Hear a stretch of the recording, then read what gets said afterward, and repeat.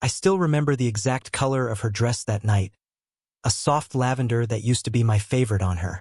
I had been invited to the wedding by mutual friends, not realizing she'd be there, let alone sitting at the same table. The air inside the hall was thick with perfume, laughter, and a kind of nostalgia I wasn't prepared for. Her name was Claire, and once upon a time, I had believed she'd be my forever. We had spent 3 years together, through broken leases, midnight road trips, and countless arguments about who'd wash the dishes. Ordinary love, the kind that feels unshakable until one day, it just isn't. We broke up 6 months ago. No dramatic fight, no betrayal, just a quiet distance that kept growing until silence became easier than trying. Or at least that's what I told myself. In truth, I think she left long before she packed her things. When I arrived, I saw her immediately. She was laughing, her hand resting lightly on a man's shoulder. Tall, clean-cut, the kind of guy who wears confidence like a tailored suit. My stomach twisted, but I forced a smile. I had promised myself I'd be civil, mature, detached. The host seated me right beside her. Of course, life has a cruel sense of humor. "Ryan," she said with that familiar half-smile that used to disarm me. "This is Elliot, my friend." Her hesitation was brief, but I caught it. Friend. Not boyfriend. Not partner. Just friend.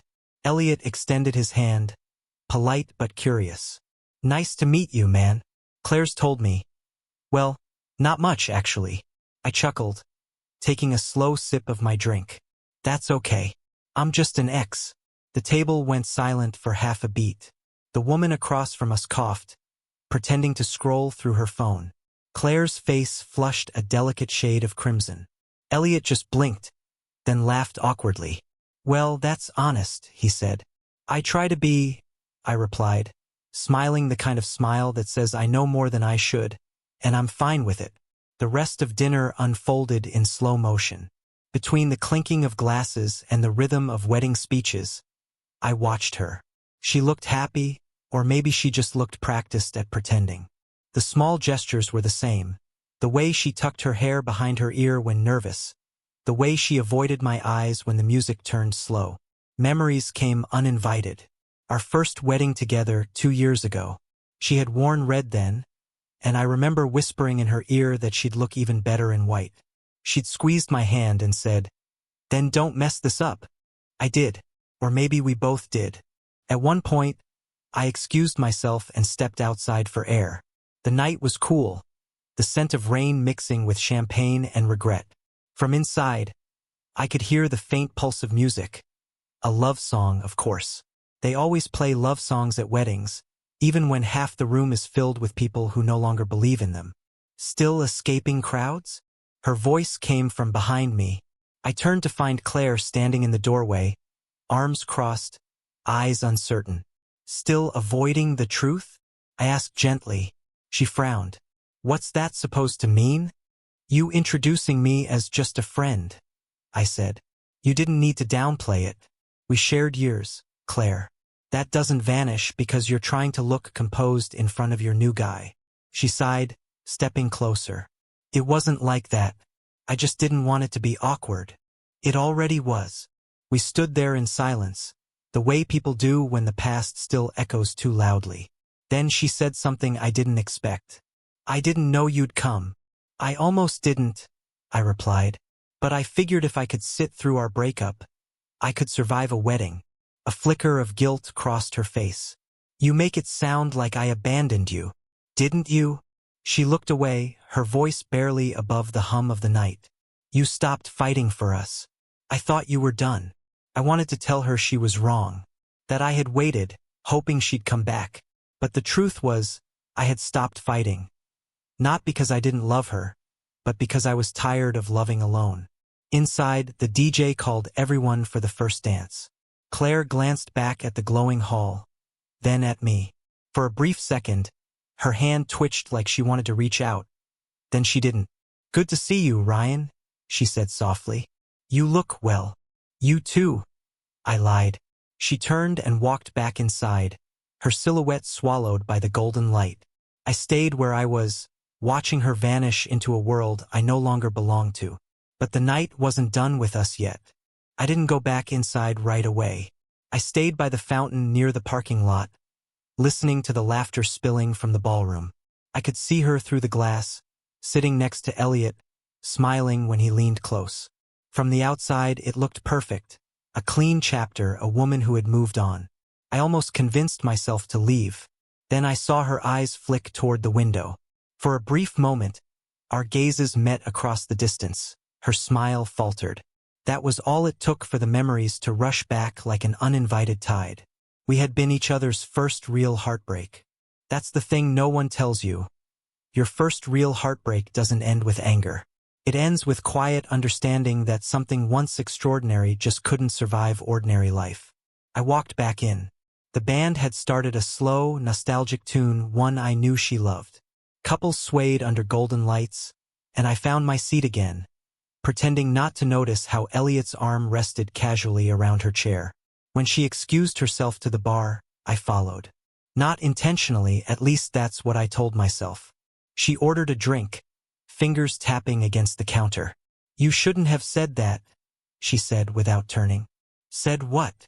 "Just an ex. You embarrassed me." I laughed under my breath. "You called me just a friend.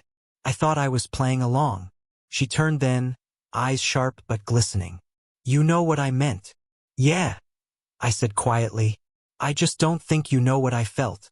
There it was again, that silence between us, full of all the words we never said. I could have apologized. I could have told her she still lingered in every song, every familiar scent. But she looked different now. Not just older or distant, but guarded, polished, like someone who had learned to protect herself from softness. Then Elliot appeared beside her.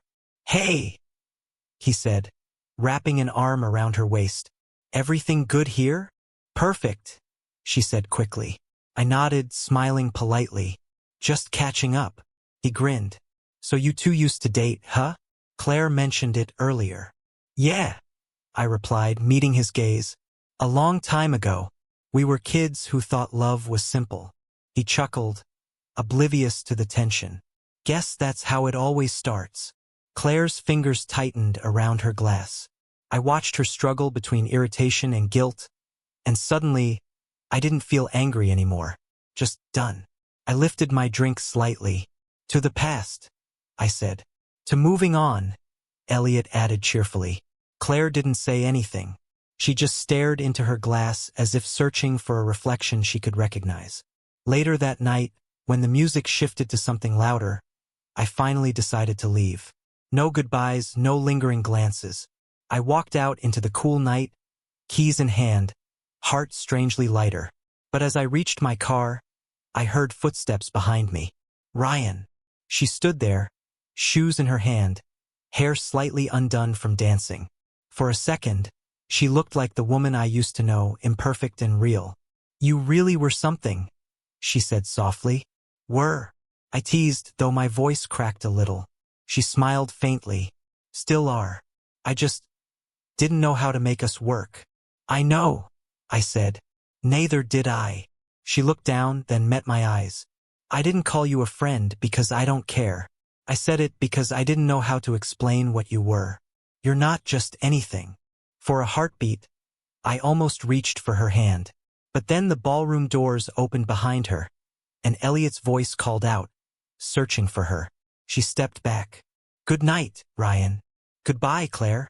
She hesitated, then whispered, "You were never just an ex." I watched her walk away, her figure illuminated by the soft glow of wedding lights. When she disappeared inside, I finally let the weight of the night settle. There was no bitterness left, no unfinished sentence. Just the quiet relief of knowing I didn't need to be remembered to matter. As I started my car, the radio came alive. A slow love song, the kind that used to belong to us. For a moment, I almost laughed. Life had a way of looping back, playing old tunes until you learned to stop dancing to them. At the red light near the venue, I glanced once more in the rearview mirror. Through the glass doors, I saw her twirling under the lights, her laughter echoing faintly even from this distance. And I realized something simple. Closure doesn't always come with grand gestures. Sometimes it's just knowing that you can look back and smile without wanting to go back. That night, I drove home alone. Not lonely, not broken, just free.